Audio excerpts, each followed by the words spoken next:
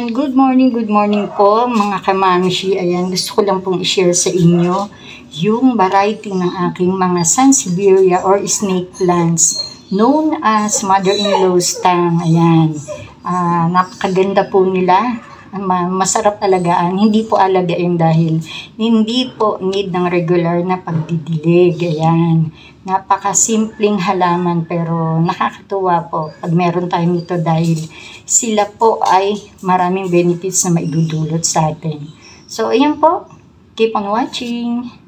Ayan, magandang araw po mga kamamshi. Share ko lang po sa inyo ang collection ko ng Sansevieria or snake plants known as mother-in-law's tang. Ayan. Yan po sila.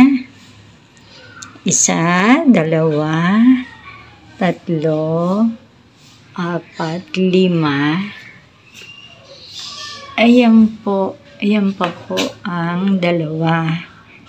As of now po, yan po ang aking mga collection. Dati po ay ito lang po ang aking Sansevieria, yung common. Then, ito pong isa na may green and yellow. Ayan. Alam nyo po ba na ang Sansevieria or snake plants ay napakagandang ilagay sa loob ng ating tahanan or sa mga sulok ng ating bahay. Sa kwarto rin po ay pwedeng-pwede dahil ito po ay may taglay na air purifier o naglilinis ng mga toxic sa hangin na nasa loob ng ating tahanan. Ayan.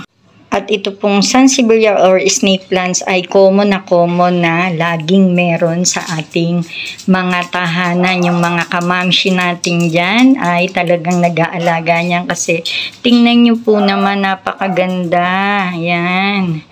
Ayan pa po.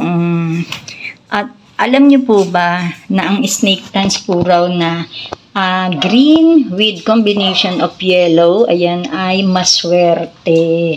Yan, lahat naman po sila ay maswerte. Yan, yung ating Sansevieria bacularis, ayan, with red ribbon pa, ayan, yan, ay maswerte po silang lahat. Ngayon, ay inaalagaan po nating mabuti ang ating mga Sansevieria or snake plants. Gawa po ng ito po ay maraming benefits na ibinibigay sa atin.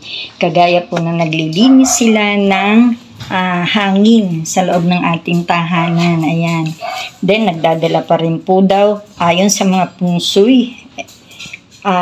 Ito po ay maswerteng halaman dahil nagdadala ng mga positive energy at inaalis ang mga negative energy. Then, sa usaping kaperahan naman po, money attraction po to. Ayan, humihila o humihigop ng mga positive energy para po pumasok ang swerte. Yan, sa ating tahanan at sa ating buhay. Ayan, magkaroon din po ng peace and harmony ang ating pamilya. Ayan, napakaganda po talagang magkaroon tayo nito sa ating tahanan sapagkat ang ganda po ipan-display. Yan, kita nyo naman po, ang cute-cute.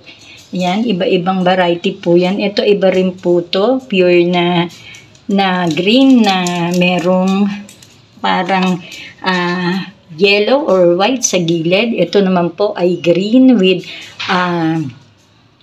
yellow sa gilid, pero siya po ay ganyan lang, dwarf.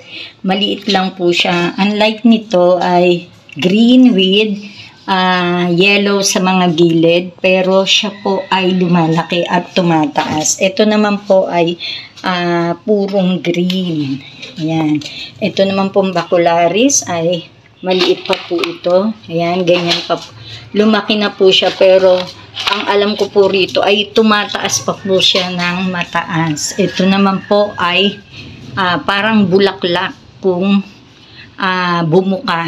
Yan, nakabuka po siya na parang bulaklak. Ito naman po ay kulay green din. Ganyan lang po siya, pataas. Ayan.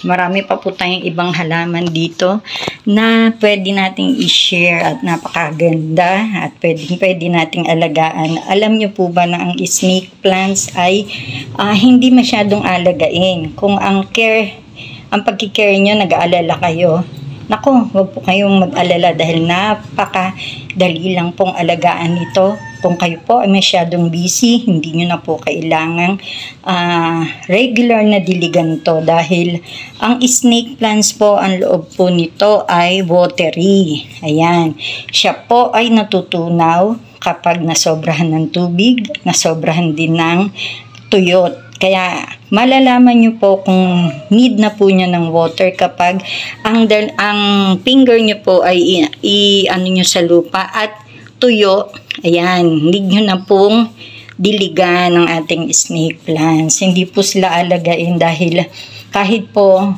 twice a week or once a week, pwede natin silang diligan kapag tuyot na. Ayan, wag lang po natin pababayaan na tuyot kasi siyempre po kawawa naman sila. Baka maging sanhi po ng kanilang pagka-dry. Ayan. Pagka sila po ay alagang-alaga, ayan, ganyan yan po yung kanilang mga leaves. Ayan, healthy. Ayan. Ito pong bacularis ko, ayan. Medyo naiwan ko po nung mga ilang araw dyan sa aming taas kasama ng ibang halaman ko kasi nag-uulan po, diba? Ayan po ang nangyari, parang na-dry po yung kanyang yung mga dulo niya. Pero babalik din po yan, huwag kayong mag-alala hanggat okay pa naman yung roots niya. Yan, lagi lang po nating linisin. Ayan, pwede po nating punasan yung mga leaves nila. Ayan, punasan po natin para yung mga nakakapit pong alikabok or mga dumi-dumi dyan ay maalis at hindi na pamahayan ng mga insekto. Ayan. Ayan, mga mamshi, natapos din natin yung papakilala sa ating mga snake plants. Hope nagustuhan niyo po. May natutunan kayo kahit konting tips sa mga baguhang nag-uumpisa na nag-aalaga o mag-aalaga pa lang ng mga snake plants. Ayan, kung very busy po kayo, hindi na kailangan laging diligan at kahit once a week pwede nyo diligan. Ayan. And wag lang po nating masyadong iwanan or paulanan kasi bawal po sa kanila ang sobrang tubig. Ayan. Diyan po sila na yung leaves nila natutunaw. Ayan. Hope, ayan, nagustuhan niyo po yung aking video na to sa aking mga shinare sa inyo. Sa aking mga subscribers, still maraming salamat po sa walang sawa niyong panonood ng aking mga video. At sa mga nagawi lang po dito sa aking channel, maraming salamat din po. Subscribe niyo po ako, then hit the notification bell para updated po kayo sa mga susunod ko pa pong video. Ayan, hope lagi po kayo nasa mabuting kalagayan. Lagi po kayong mag-ingat. Stay safe and God bless po. Thanks for watching. This is Ma'am Vicky.